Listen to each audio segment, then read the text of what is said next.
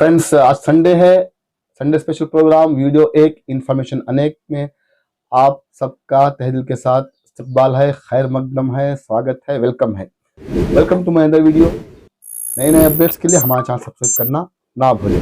तो फ्रेंड्स, सबसे पहले बात करते हैं गृहलक्ष्मी स्कीम के वेरिफिकेशन से। तो फ्रेंड्स, यहाँ पर सरकार ने बताया है कि गृहलक्ष्मी स्कीम वेरिफिकेशन के लिए पब्लिक को जो है बेनिफिशरीज को किसी भी सीएससी सेंटर जाने की जरूरत नहीं है, किसी भी ऑफिस को जाने की जरूरत नहीं है। वो अपने घर पर रहें। जिस तरह से गृह ज्योति का हम वेरिफिकेशन कर रहे हैं, उसी तरह से जो है हम गृह लक्ष्मी का भी वेरिफिकेशन करेंगे। तो इसके लिए जो है कुछ डॉक्यूमेंट सरकार ने बताए हैं, आधार कार्ड, वोटर आईडी और जो आपका इनकम सर्टिफिकेट है वो घर पर आपको रखना पड़ेगा, और साथ में रेशन कार्ड भी। तो ये चीज़ें सरकार ने बताई हैं। हो सकता है इसी हफ्ते से शुरू हो। तो यहाँ पर कई सारे लोग घबरा गए थे कि हमें फिर से ऑफिस में जाना होगा, नया एप्लीकेशन सबमिट करना होगा, केवाईसी करवाना होगा, बायोमेट्रिक करवाना होगा। ऐसा कुछ भी नहीं है। आप आराम से अपने घर पर रहें। हमने ऑलरेडी आपको बता दिया है कि आपको कहीं पर भी जाने की जरूरत नहीं है।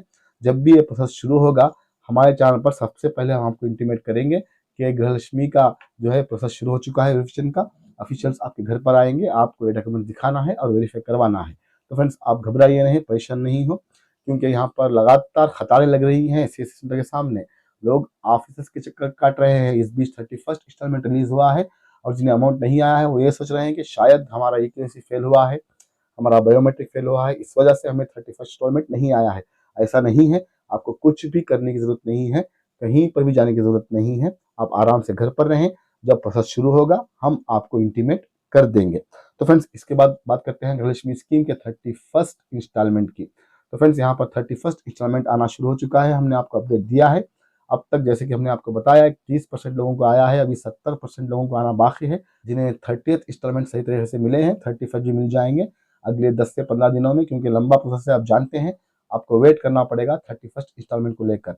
अब यहाँ पर जो है कई सारे लोगों को जो है अभी तक अमाउंट नहीं आया है। इसके बारे में वीडियो के आखिरी में बात करूंगा कि अमाउंट कब तक आएगा। तो फ्रेंड्स, इसके बाद हम बात करते हैं रेशन कार्ड अप्रूवल के बारे में। फ्रेंड्स, मोहतरम केश मुनीर जो कि फूड और सिविल सप्लाईज मिनिस्टर हैं, उन्होंने गुड न्यूज दी है पब्लिक को कि जिन्होंने रेशन कार्ड को अप्लाई किया है, नए रेशन कार्ड को, उसका ऑनलाइन एप्लीकेशन बहुत जल्द शुरू होगा। इसके बारे में कल सुबह मैं आपको डिटेल वीडियो बनाऊंगा कि कितने लाख बेनिफिशरीज को जो है बीपीएल कार्ड मिलने वाला है और अप्रूवल कब से शुरू होगा। तमाम डिटेल्स मैं आपको कल सुबह दे दूंगा।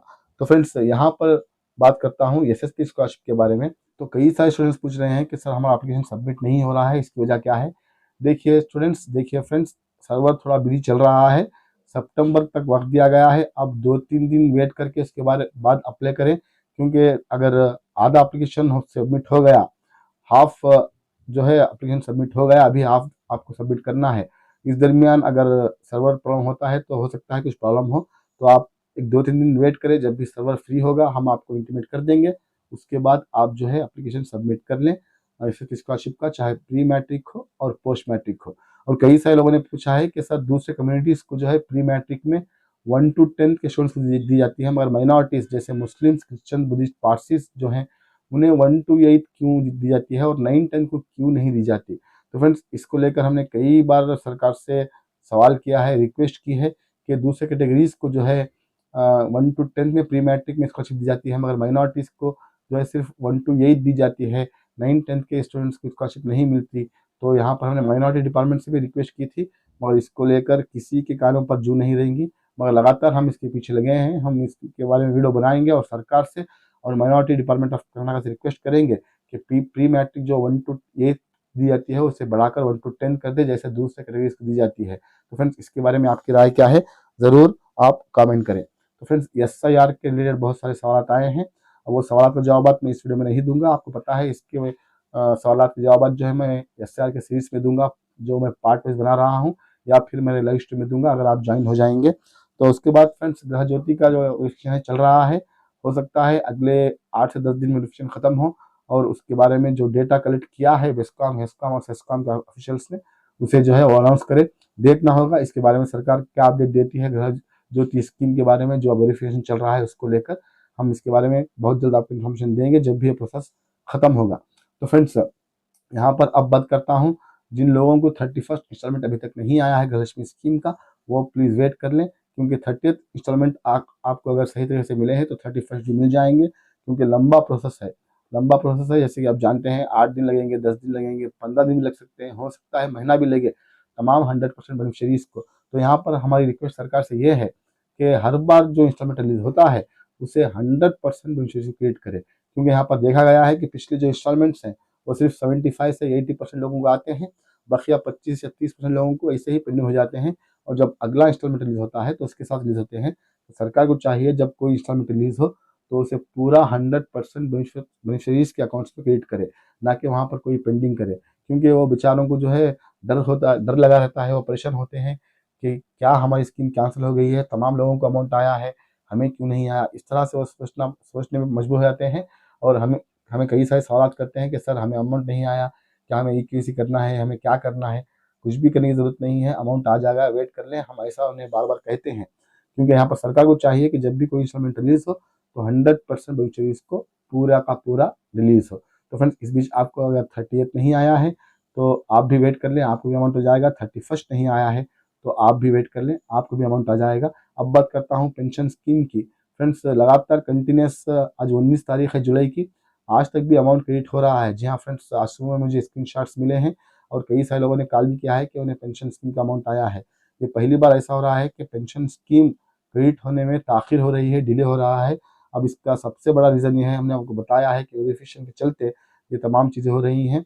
हो सकता है जब वेरिफिकेशन खत्म हो जाए पेंशन स्कीम का, अगर एलिजिबल बेनिफिशरीज इससे हट जाएँ और एलिजिबल बेनिफिशरीज की जब अमाउंट रिलीज हो तो इससे पहले जैसा अमाउंट 8 दिन में या 4 दिन में रिलीज होता था उस तरह से हो जाएगा। आप फिक्र मत करें अगर आप इसके लिए एलिजिबल हैं। तो फ्रेंड्स, इन एलिजिबल लोगों को जो है मैं बता दूं, अगर एलिजिबल होने के बावजूद आपकी पेंशन स्कीम कैंसिल हुई है, एलिजिबल होने के बावजूद आपकी पेंशन स्कीम कैंसिल हुई है, तो फ़ौरन अपने पेंशन डिपार्टमेंट, म्युनिसिपल ऑफिस या ग्राम पंचायत को विजिट करें और उन्हें बताएं ऑफिशियल्स को कि हम एलिजिबल हैं, मगर सरकार ने हमारी कैंसिल कर दी है। जब आप स्टेटस चेक करते हैं तो वहाँ पर कैंसिल बता रहा है, तो इस तरह से उन्हें बताएं। तो जो डॉक्यूमेंट्स पूछेंगे आपसे वो आप सबमिट कर दें, जैसा कि आपका जो इनकम सर्टिफिकेट होता है, आपका आधार कार्ड होता है एज प्रूफ के लिए, तमाम चीज़ें उन्हें दिखाएं और कहें कि हमारा एलिजिबल है, इसके बावजूद हमें अमाउंट नहीं आ रहा है, हम इन एलिजिबल की लिस्ट में हैं, तो वो डॉक्यूमेंट सबमिट करके जो है अप्रूवल कर देंगे। तो ऐसा कई सारे लोगों को देखने को मिल रहा है कि जो एलिजिबल है इसके बावजूद उन्हें पेंशन स्कीम का अमाउंट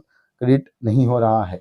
तो फ्रेंड्स, हो सकता है यहाँ पर अन्ना भाई स्कीम में जो राशन दिया जाता है इस महीना थोड़ा ताखिर हो, क्योंकि यहाँ पर जो है सप्लाई नहीं है, ऐसा सुनने में आ रहा है। डिटेल तो यहाँ पर नहीं मिला है, जस्ट ऊपरी इन्फॉर्मेशन मिली है कि रेशन देने में थोड़ा ताखिर होगा इस मंथ, यानी जुलाई मंथ। अब कब से रेशन दिया जाएगा इसके बारे में अगले वीडियो में हम आपको बताएंगे। फिलहाल जो लोग रेशन का वेट कर रहे हैं तो 1 दिन 2 दिन वेट कर लीजिए, क्योंकि यहाँ पर रेशन देने में थोड़ी ताखिर होगी, ऐसा इन्फॉर्मेशन हमें मिल रहा है। तो फ्रेंड्स, अब बात करते हैं नीट एग्जाम रिजल्ट्स की। जी हाँ फ्रेंड, 2026 में जो नीट री एग्ज़ाम हुआ था उसमें कई सारे स्टूडेंट्स कामयाब हुए हैं। उन तमाम स्टूडेंट्स को हमारी तरफ से, हमारे व्यूअर्स की तरफ से, हमारे चैनल की तरफ से, आप तमाम लोगों की तरफ से all the best for your future and congratulation. आखिर जो है नीट का रिजल्ट आया है, बहुत सारे बच्चे कामयाब हुए हैं, मगर कई सारे बच्चे जो फर्स्ट एग्ज़ाम में कामयाब हुए थे वो उन्होंने यहाँ पर रैंकिंग कम ली है, जिसको लेकर वो अफसोस में है, जिनको लेकर वो जो है परेशान है कि जो पहला वाला एग्ज़ाम हमने अटेंड किया था वो हमने अच्छा किया था, उसका रिजल्ट अच्छा आया था, मगर अब जो एग्ज़ाम का रिजल्ट आया है री एग्ज़ाम का वो कुछ ठीक नहीं है। तो देखिए फ्रेंड्स, यहाँ पर सिस्टम ही ठीक नहीं है। अगर सिस्टम ठीक होता तो वो एग्ज़ाम के पेपर लीक नहीं होते और स्टूडेंट्स के फ्यूचर के साथ खिलवाड़ नहीं होता। तो यहाँ पर हम किसको कहें, किसे ज़िम्मेदार ठहराएं, क्योंकि यहाँ पर वही लोग चोर बने हुए हैं जिनके हाथ में जो है चाबी है। जी हाँ फ्रेंड्स, वही लोग चोर बने हुए हैं जिनके हाथ में चाबी है।